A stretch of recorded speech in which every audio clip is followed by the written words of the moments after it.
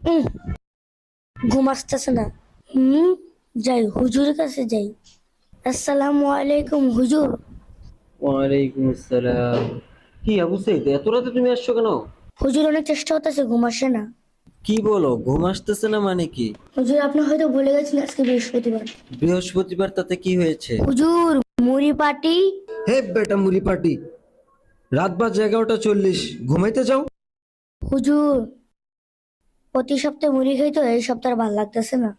ভাল লাগে না না? আসো একটা ম্যাট দিয়ে দিই।